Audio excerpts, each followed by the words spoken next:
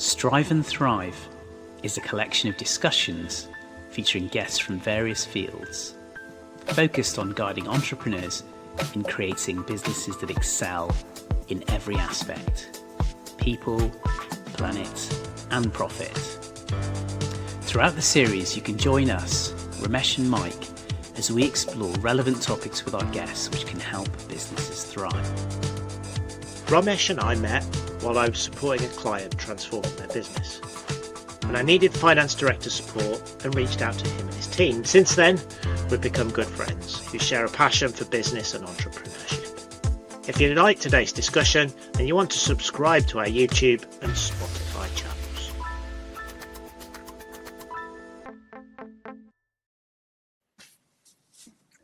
Hi everyone, and welcome to our latest episode with James Stockdale. James has over 25 years plus experience in the IT support and services sector, including several years at Apple. Following this role, James launched a business focused on companies using Apple tech. Since exiting this business last year, he's now working on genzee.it, a platform that gives small business owners an easier way to access vital tech support. James, thanks so much for joining us. How are you? I'm very well. Thank you, Romesh. It's lovely to meet you and Mike as well. Thanks for joining. Fantastic. Well, listen, we're really excited for today's discussion. Can we start off by doing our kind of minute summary from you about what you've been up to and your career to date? Yeah, how far do you want me to go back? Not very long. Most recently, I'll give you a very, very quick summary. So I've been entrepreneurial in business for a very, very long time, since a young age. And I've also held a number of employed positions as well. So I've sat both sides of the fence. I started off in the corporate world, sort of like working within IT support desks and help desks straight after finishing my A-levels at school. And then worked there for a number of years, eventually left to be kind of a freelance IT, had got into doing some design work as well. And so became like web design and doing IT, like web coding, HTML, CSS, that sort of thing. That sort of then, there was a big bit of disruption to my life sort of over the sort of like 2009, 10, 11, following the financial crisis that happened. That put me back into employment. That's how I ended up going and working for Apple for a few years. And while working there, I saw an opportunity that there was more and more people adopting Apple technology, particularly small businesses, yet there wasn't much specialized support out there for them. And in fact, a lot of the incumbent IT companies didn't really understand Apple and didn't really want to support them either. So I set out on a path to create a space where businesses and consumers, I used to do some consumer repairs as well, but a specialist business that would allow people that have got Apple products more choice than just to go to the Apple store if they needed a repair or needed some support, because the Apple store is great. If you go to Apple, you're quite limited in terms of you can only get advice around that particular product, that particular brand. Whereas I had much broader background in IT services and support, so I was able to be far more inclusive about integrating Apple technology into the wider ecosystem of IT. So yeah, I did that. I then met someone else who was in a similar position to me. We sort of kind of collaborated his business and my business together. And then last year he decided he wanted to take that business in a slightly different direction to me. So I sold my half of the business, and now looking at new projects. And my latest project is genzee.it, which I'm sure we'll delve into a little bit more later. Really good. Thanks, James. Really nice to meet you. I'd like to touch on your exit in a bit, but first, tell us a bit about what it was like setting up your own business after the IT firm, having worked with Apple, and then what your experience of working with a co-founder was. Yeah, well, I'm one of these weird people that I never quite have, from a young age, I never seem to quite fit in with the crowd, or take what most people would seem is like the sensible route.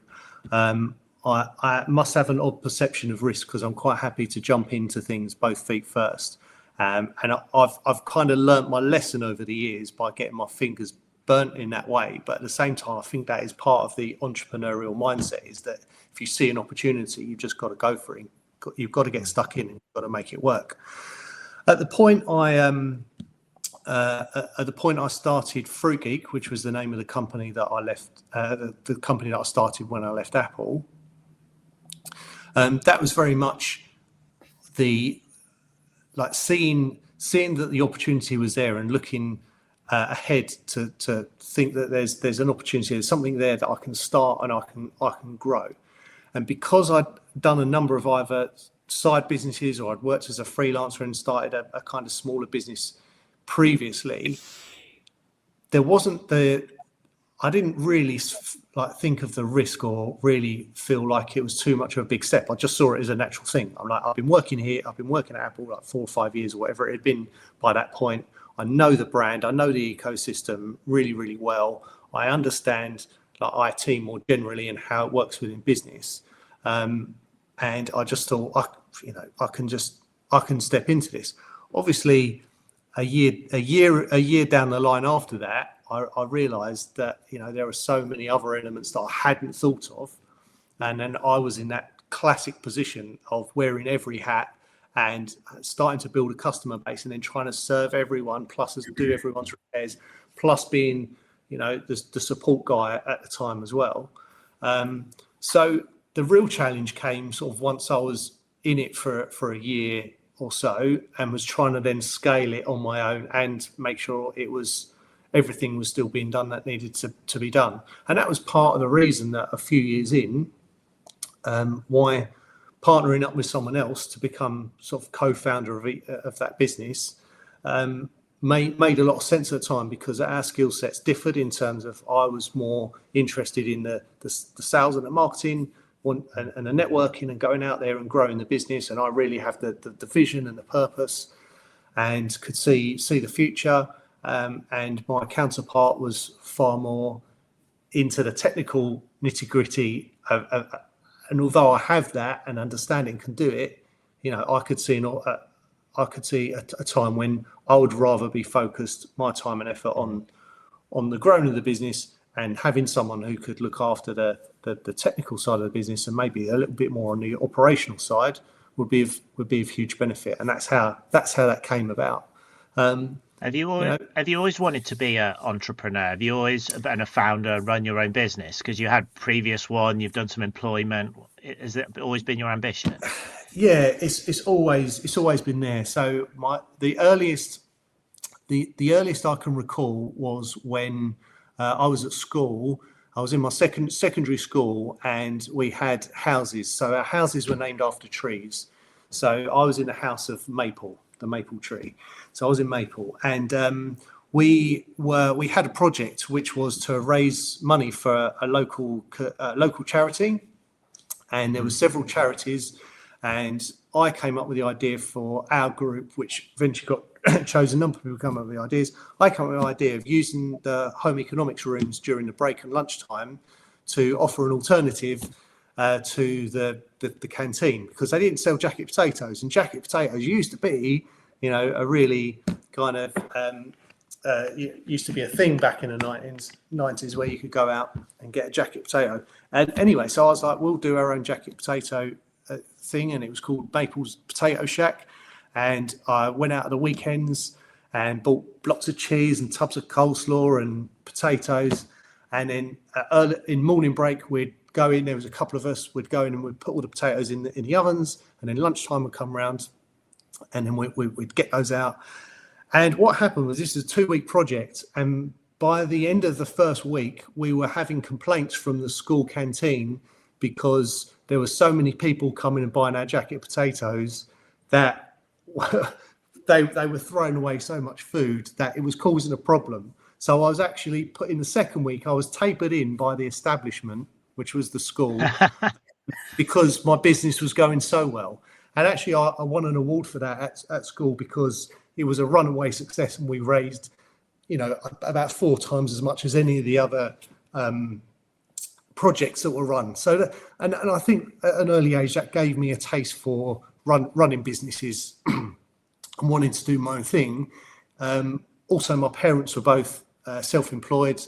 My dad had his own garage, which was a successful garage, like running mechanics and body shop, repairing cars. My mum was a hairdresser.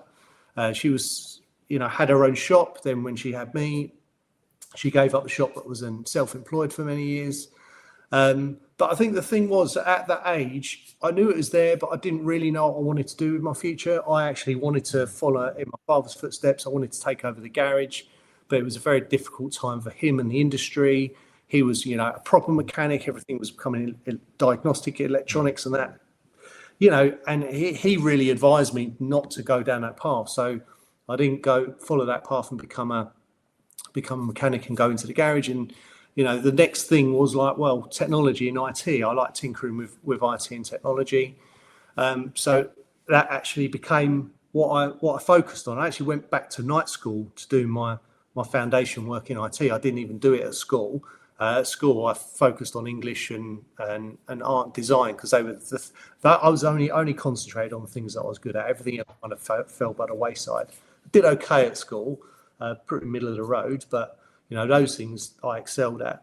So I didn't know what I wanted to do as a career, and I did my IT training. Then got a job at it wasn't an apprenticeship, but it was a similar type of thing as an apprenticeship, a very entry level job in an IT help desk in the late 90s, and then sort of worked there. And I think the thing is, when you land a job, especially when you're young, and it's a good environment, and there's a lot of people that you get on well with. We ended up having a really good social circle. The job was quite interesting. You get paid every month. It's very easy to fall into the trap of, this is all good. So what I want to do, so it was a good sort of 8 or 9 years probably of doing that before I rediscovered that I really want to go out and do something on my own. And I read a book that was very pivotal in my decision making, which was by the late Felix Dennis, and it's called How to Get Rich. And it's a bit of a tongue-in-cheek autobiography, but it was very much about entrepreneurialism and how you like to go out there and there's a phrase that always sticks in my mind.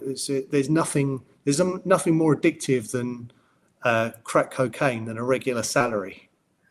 And I just thought, that's so relatable, because I was having these ideas of wanting to break out and do something of my own. And I realized that a lot of what was holding me in my job and my employment was just that regular paycheck. And that actually, if I wanted to go out and do something myself, I've just got to take that brave pill and go out there and do it. And so that's what I did. What is it in the entrepreneurialism space that sort of triggered triggers your interest? Obviously you've got a background, you've your family, schooling, but is there part of it that really works for you in terms of why entrepreneurialism is the direction you've always wanted to go in and what you enjoy?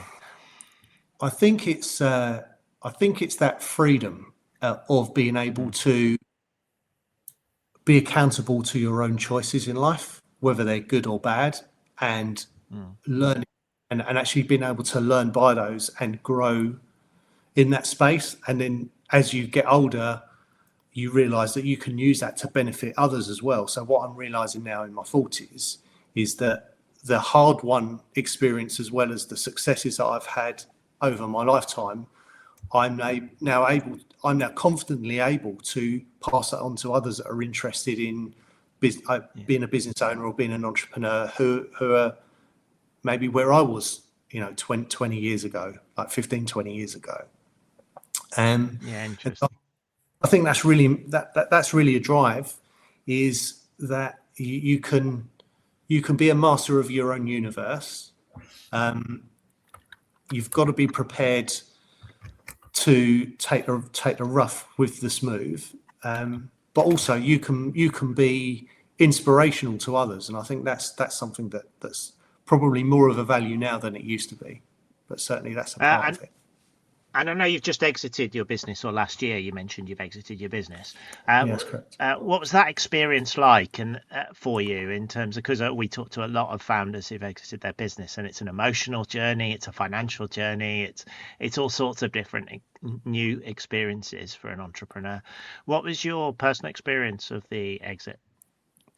Yeah, well, my personal experience of the exit was it was probably more emotional than anything else, because it wasn't the plan, should we say, to exit at that point.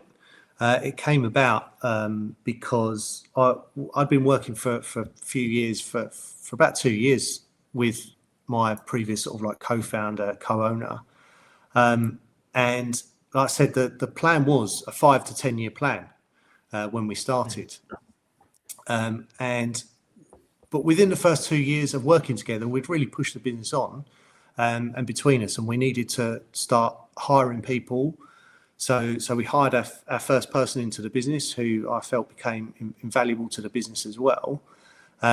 Yet we hit a few hurdles in terms of picking up new customers. We had a few deals that didn't go our way, and I think when we talk about the emotional side, what that exposed was a slight difference in tolerance to our appetite for risk and for growth, and for the journey that you have to travel.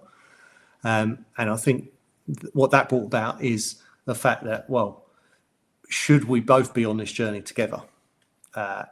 This was probably a shock to the system, but looking back, I'm quite glad that shock to the system came earlier rather than later, because it gave us an opportunity to reevaluate and check on our direction. So yeah, the upshot of that was he decided to buy me out of my half of the business, and I had this other idea in my head about another IT platform which I'd had for a few years and I'd never had time to do anything with. So I also thought, well, is this another opportunity to break away and do something new, even though effectively, because this wasn't planned, it wasn't a big exit. It was enough to see me for a year or so, but it wasn't any more than that. So I was having to make the decision, and I had to ensure that I had the support from my wife in order to make this decision as well, as to whether we carry on with this business and try and find a way through, or I take a break from it now and I take what I can from it and exit it and look to do something else. And again, like I said, it's because I've been through that cycle a couple of times before in life. I felt like it was a much more measured risk rather than it was an all or nothing. And so that was it. So it was much more of an emotional exit than it was a financial exit. Most people associate an exit of a business with like a retirement or a semi-retirement, and I think that and I used to think about it like that. I always thought we would work on this business until an exit, until we either find an investor that wants to buy us out and will give us a nice big payday, or we'll turn it into something that will build enough residual income that we can live off it for forever. And I used to think about that. And when this has come along, this has taught me that there's different contexts to different type of exits. And our exit was much more about making the right choice for the business and for the individuals than it was about the big payday. But it's given me, what it's given me is it's given me time, and time is the one resource we can never get back. And if you've got an idea and you're an entrepreneur, you need the time to be able to develop that idea to realize any future success. And so that's now the journey I'm on. Yeah, it's good. I always use the word opportunity, and what you've done there really is create an opportunity for yourself to have another go, right? Yeah, and not in a positive way, which I think is really reflective of someone in your position and someone who likes to create new businesses. Romesh, what's your view? Yeah, great, James. Thanks for taking us through that. And yeah, I'm kind of getting that you were a natural entrepreneur. You had that entrepreneurial flair when you were younger, and we've we've had some good stories from guests recently on kind of early entrepreneurship. We had a fantastic chat with David Bell, who, he was charging his friends, for entry to his parents' swimming pool during the summer. So it's really interesting that you've always had that element from an early start, and I see that you've made various kind of steps, and now the first step being the business that you set up post Apple, the next step being the business where you were essentially a co-owner, and you've made various learnings on those journeys, and I feel it's almost like you're ready now, right? You're ready to really push that go button on something that you are truly passionate about, you're in control of, and I suppose build something in a way that really follows your values and your dreams. And I think that's really interesting. And I echo Mike's point as well, that it's fantastic that you've taken a setback, because obviously, with your last business, you had a longer term plan. It didn't quite work out, but actually you're using that experience as an opportunity going forward, and that's a testament to you, really. And I think that's a trait that you often see in people who are successful, where you keep going, right? And so that's my takeaway from it so far. But I'd like to, I suppose, go into a little bit further that assessment with your last business. I want to find out more about Gen Z and how you're going to scale that business, and I want to dive into that. But actually, just explore further that assessment process that you had, because I think working with co-founders, co-owners can work brilliantly, but it can also be quite challenging. And I think you have to have alignment, don't you, on core elements. And I guess you went and came through a process where you realized that wasn't quite there. And how did you feel when you realized that? I think a sense of frustration was probably the best way to describe it, because I could see that over the long term this probably wasn't going to work out, and that's a sense of frustration because because if you look back 2 years ago when we started having a conversation, I never would have thought that was the case. I would have thought, together we are going to be a force to be reckoned with, and we're going to achieve everything we want to achieve. And because we were both saying the same things, it wasn't until we got a few years down the road that you realise that not everything that's said is necessarily true. And I don't mean that it was. When I say that, I think people have the greatest intentions. I think we all have the greatest intentions. But I think sometimes we don't always speak in the way that reality presents itself. And so, I felt this sense of frustration because I got to a point where I could see we would probably do okay, but we're probably not going to become what we had spoken about and anticipated. And I think, to be fair, and this was on my side, so I take it, I was the one that wanted to be the driving force. I was the one that wanted to turn it into something we could go out, we could seek investment, we could grow it into a company that we could sell, in 5 to 10 years to one of the bigger IT incumbents, while we ride this wave of Apple adoption within businesses and become, a key player in that space. And I played my part in that, and my ex business partner will have his own views on it, but my views are on it. We weren't quite aligned in terms of the drive and what I wanted to put into it and where we needed to get. and what work actually needed to be put into that, and what commitment there was to do it.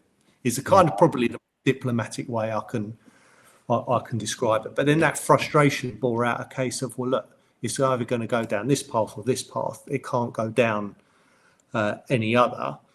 And so we came to an agreement. That's what you do. We came to an agreement, and the agreement was that he was going to take that business model forward, and I would do something different. And but like I say, at that stage, I already had what can I do with the time? If I wasn't doing this, what would I be doing? Like, that was already going on in the background. Yeah. So it gave me a sense of, well, here's an opportunity. Here's maybe another opportunity. But I also accepted the fact that I was kind of walking back out into the harsh cold of startup land, whereas I'd actually spent the last 7 or 8 years establishing a foundation of something that could have been much bigger. But like I say, that was my choice, and I don't regret that choice, and I'm still a way off finding out whether that was the right thing to do or not. But yeah, well, I think a key insight for me there, and it sounds like it was a tough time as you both navigated that, really, and you had to assess whether it was what you both wanted and it was aligned. And actually, you've been really proactive, identified, that it wasn't kind of going quite where you wanted it to go. So well done for you for identifying it, having a grown-up conversation, and then taking action. A lot of people don't do that. So you've created, as we've talked about, this opportunity. Can I ask, what are your biggest learnings from that experience, or just the experience of that particular business, and how are you taking those learnings towards your new business?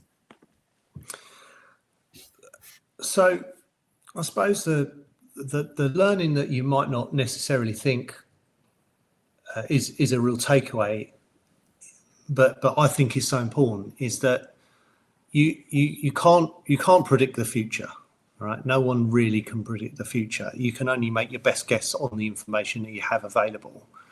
And some might say, well, you should never have partnered up and done what you did with the business, because in a reasonably short time, within the space of 3 years, definitely, things had completely gone back the other way. However, on the information that I had at the time, I felt like I was making the right decisions, but you can't predict the future. So you have to take that on board, I think, and not be too hard on yourself, and make sure that you can learn through something, but still keep a good perspective on what the decisions you make and whether they are the right thing to do right now. I think that when I was younger, I would be far quicker to make a choice without necessarily thinking something through, or listening to others. So therefore, you can make choices. But when you're younger, you can tolerate failure more and rebound from failure more quickly.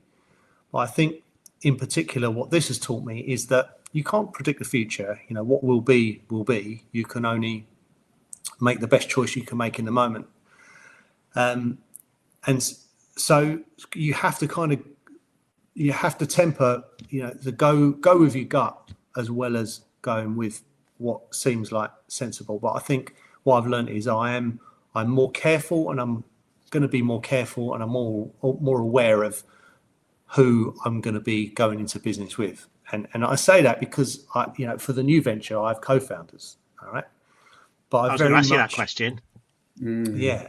But I've realised it's almost impossible to do it on your own as well. I think that a lot of the limitation I had when I was probably younger was that I tried to do too much on my own, and I really struggled to give up control or delegate effectively to others, or even maybe train people to the degree that they were doing the job well enough that I didn't have to oversee it to the point I thought, well, why don't I do this myself? So I've also learnt that through this last business and having a co-founder, is that it's not always the right person, but I think having the right people around you is invaluable and will really help you to grow, to strive and to thrive probably more quickly if you don't have the right people around you. If you stay too insulated, that is probably going to be detrimental to your early growth and success. So yeah, no, I've definitely got a different awareness around who I'm going to be working with based on my experience, and that's, I think, what I've learned more than anything. And have you got a newfound energy now?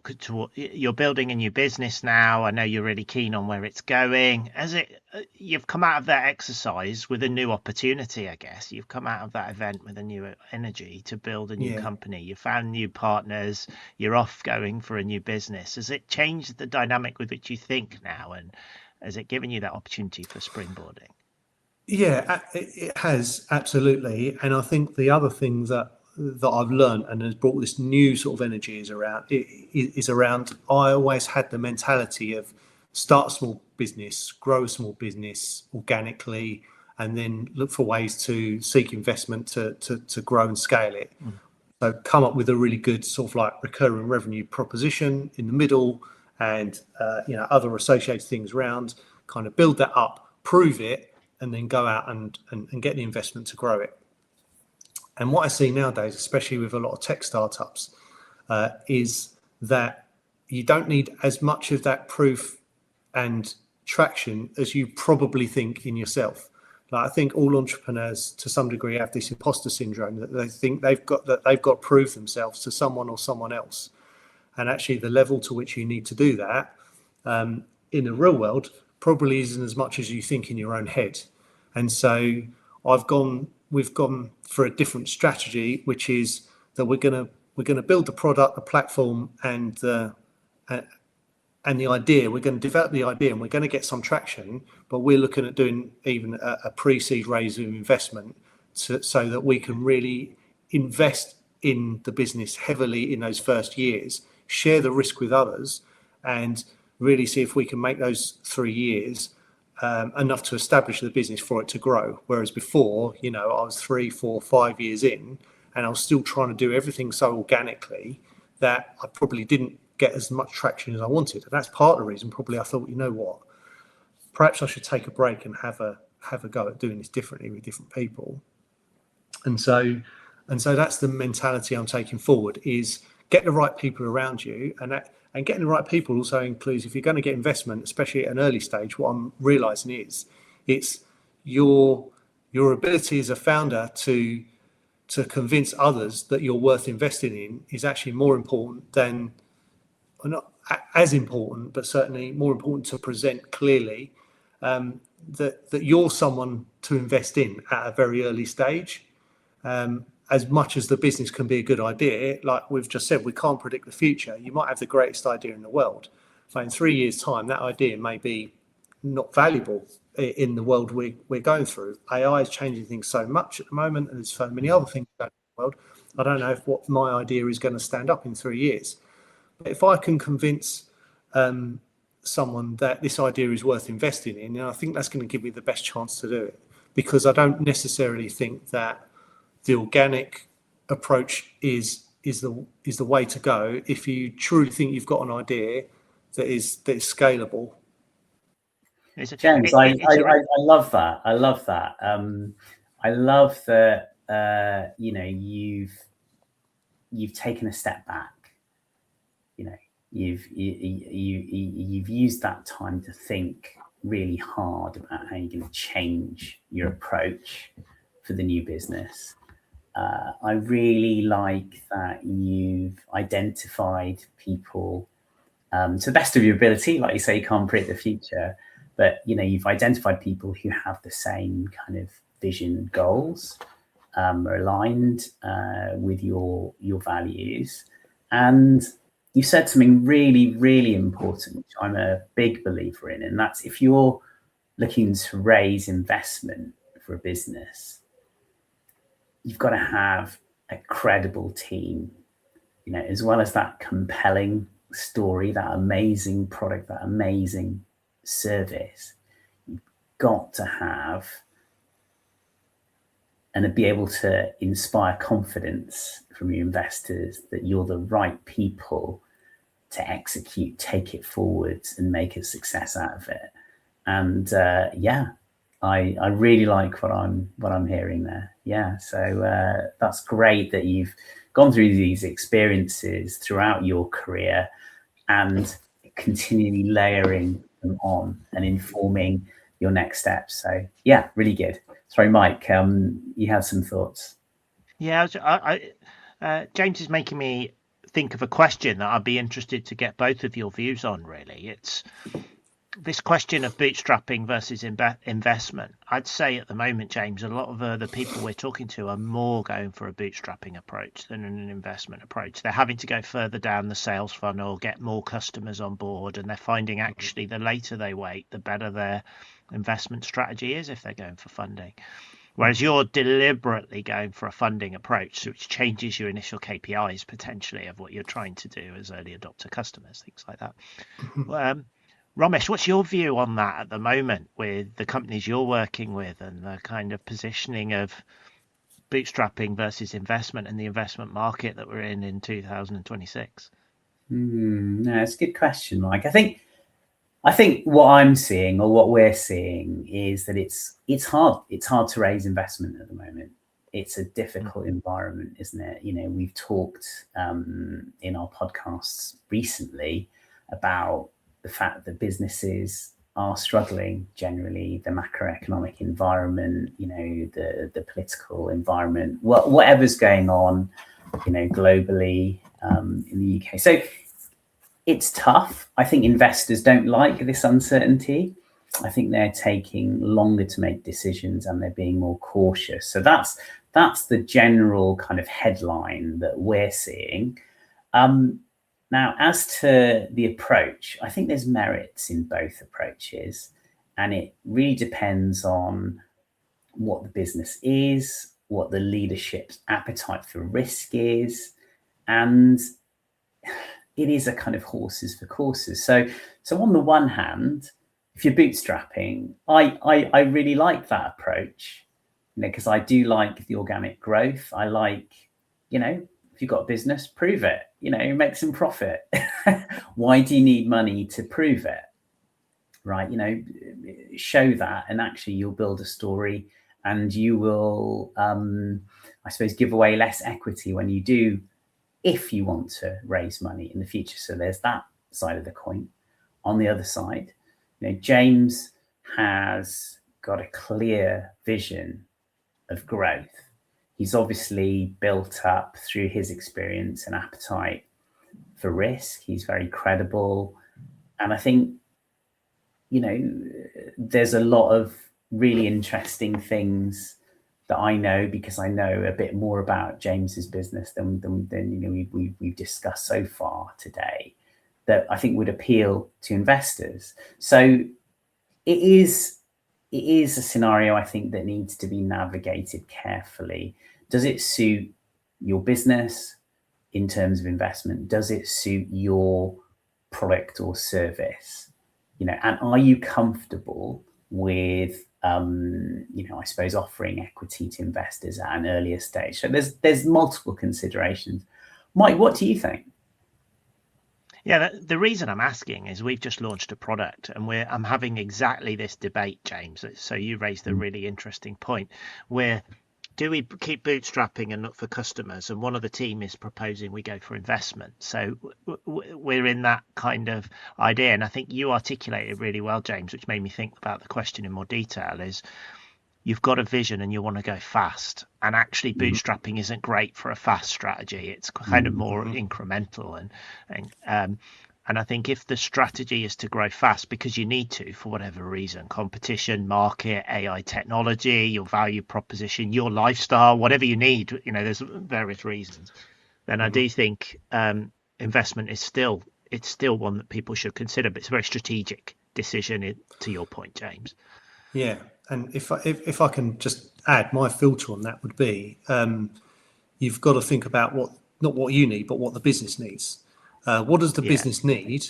It's a bit like you think about it like one of your children sometimes. What do I need to give my child in order to set them up for success in the future? And at the time that and the strategy that I put behind and the actions I take now are what are going to shape them in years to come. And so I'm thinking like that, and having had the experience of bootstrapping, I think it very much depends on where you want your business to go. Now, the business I was in, to some degree, the business I was in previously, looking at it now with a bit of a slightly different perspective, probably wasn't a great business to be getting investment in anyway. And if I was to start another similar business, bootstrapping and organic growth probably would be the right option, because if you're looking for a business that maybe needs a few hundred customers to be considered a success and give you the lifestyle you want and maybe the retirement that you want, then that's the right way to go, because you're not going to be giving up equity. And that's a different pace of business. Whereas, the new business, we need thousands of customers to make this work. It's a scalable style business. It's a platform business where user adoption and the use of the services that come through that platform are indicative to its success. And that means it needs rapid growth, because there will be other potential competitors out there, which means we need to move fast. And the only way you can move fast is with the right amount of resources. So that's why, for this business model, it's not really a choice. Now, I'll caveat that to say that we're going to be opening our funding window soon. However, we're still going to be launching a platform as a public platform soon as well, in a public beta. And the reason is because we don't anticipate that this business is going to be successful through organic growth. But even if we get tens or even hundreds of customers using the platform when we are still in that organic stage, and it's pretty much me and a couple of other people pushing it. I mean, AI is bringing a huge amount of opportunity. It wasn't there before in terms of getting distribution. So, we might surprise ourselves and actually be able to generate a lot more adoption to the site than we think possible. And those two things are going to be running in tandem as well. So what we hope is we will get to an inflection point where we'll be speaking to an investor who sees that we have actually got some real world traction, and that if we apply enough resource to this, we can now scale it very quickly. And it's all about getting to I think if you're going to go on an investment journey, you've got to look at the long term. I'm not thinking get pre-seed investment because you can get up to £250,000 of investor money through the SEIS scheme, which is quite attractive to smaller investors, and that's what we're looking at doing. So like £250,000 doesn't go very far, but you're going to be giving up maybe 20% equity of the company. Now, no one wants to give up 20% of their company for 250 grand in this day and age. Like, that doesn't make good maths. So I'm already thinking, well, that 250 grand is to get us to 2 million of revenue. So within 12 to 24 months, we can be looking at a seed raise of maybe, X million. And then we'll be looking to see how we make this an international investment opportunity. And maybe we launch in the US or whatever, who knows?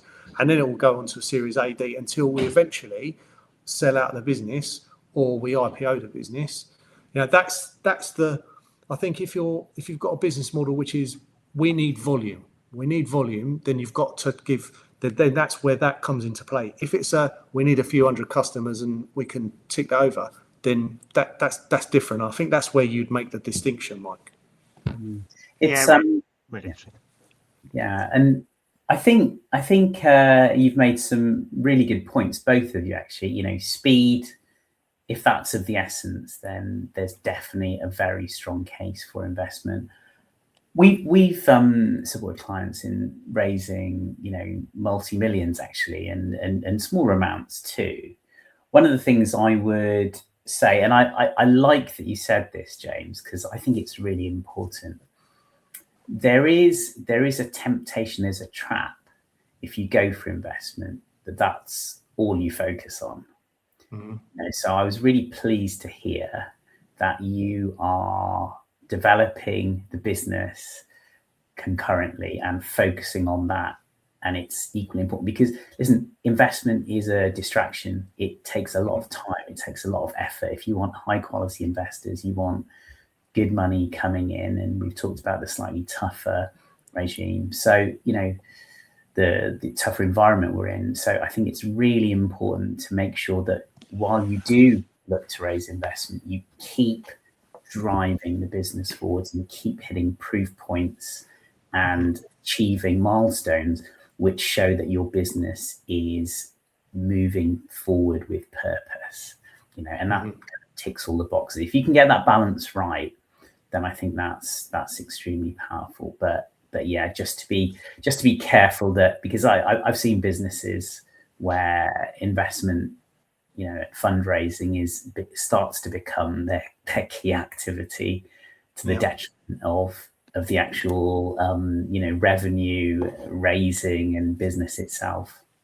I also have so I'm working on the new project as much as I can, but I'm also contracting as well for another organisation, helping them implement AI frameworks and automations into their business, going as far as building them a whole system from scratch, basically using AI and developing that into business. So I have that running alongside at the moment, so that brings in some income, and I think this is it. It's very much let's see where this journey takes us, and if the business without the investment may turn into something that brings in some side revenue and is a small business in its own right. This is why I think there's always other opportunities out there. You just don't know. And if that ends up being the path that we take, then that will mean I'll have other opportunities to invest time and effort and energy into in the future, which we don't know what the future holds. However, if we get the investment that we intend once the business is running concurrently as well, and we can apply that resource, then that will ultimately tell us whether we do have what could be the next. I don't know. The next, people use the word unicorn, but I try and use that very sparingly because it almost sounds a bit pretentious to suggest that I might, be running a next Uber or whatever. But I mean, the idea behind the platform is very much that. It's about taking tech support and making it available to everyone in a way that they can access it on their own terms, but get very good quality support from people that really know what they're talking about. Yeah, interesting. How are you finding that juggling game, James, which is one of the areas I'm really interested in, where people are exploring, going on a journey of kind of creating something new versus at the moment, as you said, doing consulting, looking for investment, developing a strategy, building the product with your co-founders. How are you finding the ability to juggle your own motivation and time doing that while you're building up Gen Z? And having a family at the same time, I forgot about the non-work bits. Yeah, let's not forget that as well. And my wife, who works full time as well.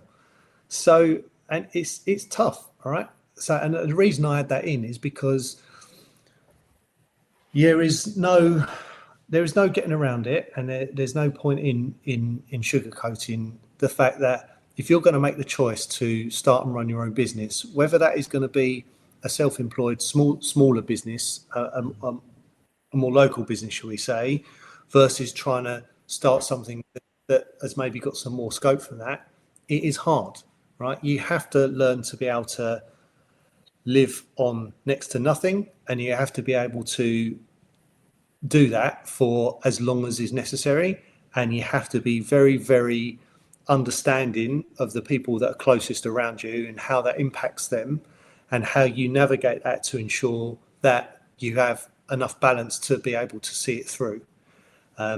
That's the real challenge that I think a lot of people don't speak about. I don't think there's any question. I don't think there's any kind of entrepreneur that's worth his salt that will come out here and tell you that it's not tough when you start out.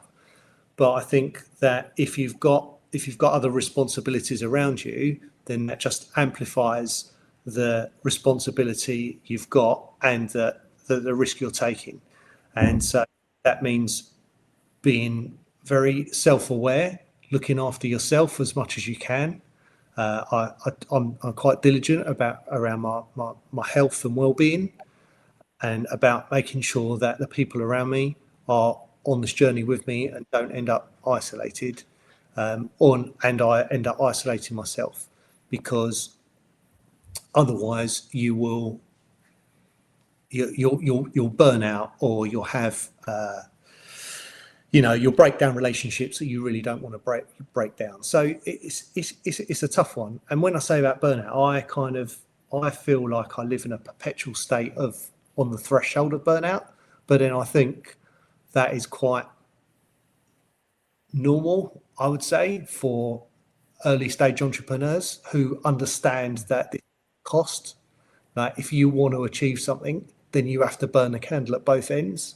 I think but you have to do that while still maintaining some balance. It's a very tricky, it's a real tightrope to walk. But I think you can't have it both ways. I could lean into my consulting and earn a very good day rate, or go and do some very nice projects and probably have, very good sustainable income and lifestyle. But actually, I think I've got an opportunity to do something bigger and more important than that, which is going to hopefully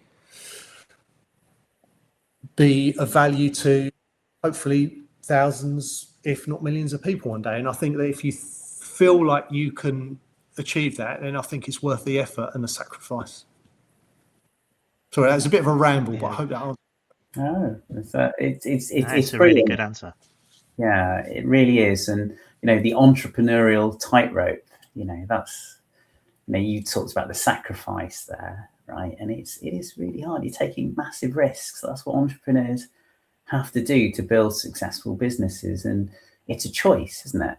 It's a choice that you're taking, and it's difficult, but that's why hopefully, the rewards will be, fantastic, and not just financial. There's just many rewards from building something successful. And, I really hope that, and I've got a lot of confidence that you will be able to achieve that based on, everything I know about you and everything that you've talked about today. We've covered lots of areas here, really interesting stuff. I just want to kind of, talk about the fact that, I know you from a networking club, James. Yes. We're both part of the Thoughtful Leaders Club, run by the wonderful Mindy Gibbons-Klein. Networking is something that you've told me that you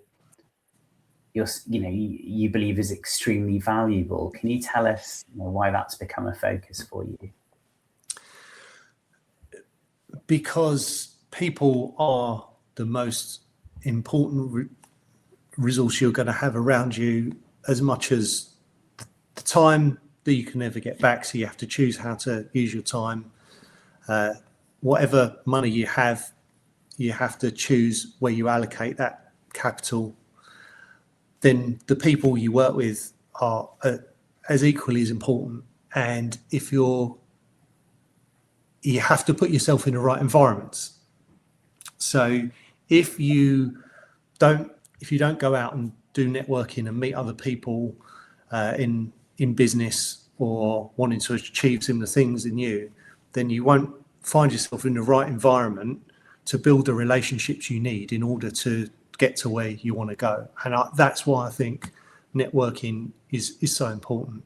I used to think of it as just a way to go and pitch to a room of people and expedite the amount of leads you can get. And I've been there and done it. I've been a BNI member.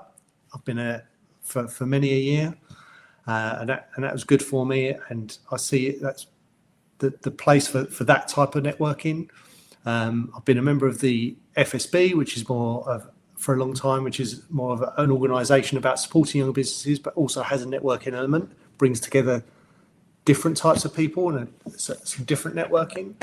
And more recently, since I've joined the Thoughtful Leaders Club that Mindy and Phil run, that's made me realise that there's another layer of networking where it's more about your purpose and your drive to see what change you can make in the world and how you can influence and look after like the people around you and be thoughtful in what you do and the people you're responsible for, and not just make it all about yourself. So I think it comes down to relationships, which is can be a bit of a cliche, but it's so important. The relationships you build through your life will ultimately decide your level of success, however you term success.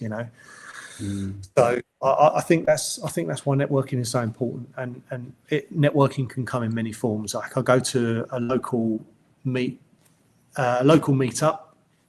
they do for local businesses, and that happens once a month, and it's much more sociable. It's kind of an evening we go to one of the different like local pubs or microbreweries or restaurant or something like that. But you also, you never know what you're going to get out of it either. So I think that's why it's so important. Brilliant. Thank you, James. Mike, what about you and networking? You're on a journey with networking, aren't you? Yeah, I'm more immature than both of you on this space. I'm being pushed more and more to do it. And I've always preferred the more one-to-one kind of engagements and sort of learning in that way. But I'm starting to appreciate the ability to get out there and work with different communities and different teams and sort of just learning new ecosystems. And I think that's part of my maturity as a founder that's taken me longer to fully understand the benefits of it. And to your point, James, I think I was naive at first. I did think it was a sales opportunity, and that's why people did it. Therefore, I didn't want to go. Whereas to your point now, reflecting and going, actually just go and learn something new, go and meet new people, find out what they're interested in, and see if there's some alignment between what you're interested in. And if you take that approach, you'll find these events much more rewarding. Yeah, I know, Romesh, for you, it's a big thing, right? You're driving me in that direction. Yeah, just agree with what you both said. Really, I think none of us here in this discussion are kind of pushy in terms of sales. What we want to do is build relationships where there are meaningful connections, and go out there and seek to help people. Those are shared values here. And I think if something comes around, that's great, but don't expect it, and actually just connect dots and see how you can give to the community, give back in some ways. And yeah, you never know. There's always a huge benefit, I think, in trying to connect dots, trying to help people, trying to put yourself out there in that sense. And it is all rooted in building really genuine relationships that you have to go back and nurture. There's no point, going to an event collecting business cards, having a LinkedIn connection and then never speaking to those individuals again. It's a bit of a waste of time. So I think you have to do it with a certain sense of purpose and a certain approach. Certainly that's what's worked for me, and I sense that's what you guys are more comfortable, and that's how I got comfortable with it. Really, I wasn't someone who particularly liked the idea of networking, certainly when I was an employee. But when you're in business, it's massively important, I think, but you've got to make it work for you and in a way that you're comfortable with. Does that resonate with you both? Yeah, I agree. Yeah, absolutely. And I think, as with anything, it's only over the course of time that you get to realize these things. So if you're new to networking, think more about it pushing you outside your comfort zone but getting you into the environment you need to be in order to start making those new relationships that are vital in order to get you to wherever you want to get to. Yeah, good. Excellent.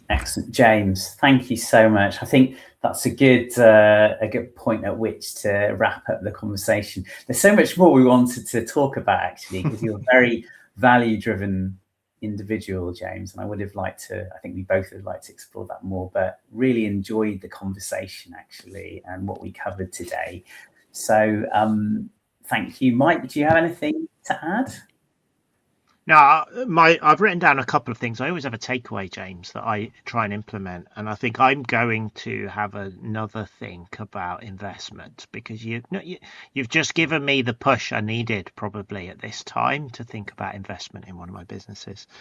But I'm going to take away the entrepreneurial tightrope. We on this podcast talk a lot about roller coaster, but I quite like the entrepreneurial tightrope. I think that's my new coined word for the next few months. Okay. Yeah, no, I love that. I'm going to reveal something that not many people realize. Mike and I always have a bit of a tussle as the episode title after we do our podcast. But yeah, that's that. But you've helped us out massively there. I hope you enjoyed the chat, James. I did. It's been fantastic. Thank you so much for your time and the space to do this. It's been a really eye-opening and rewarding experience. Oh, Thanks, brilliant. Well, I think we totally echo that.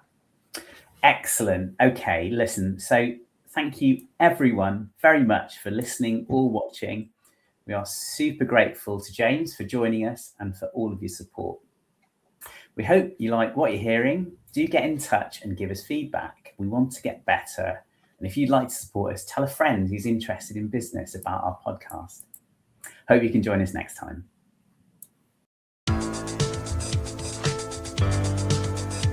Thank you for listening to Strive and Thrive.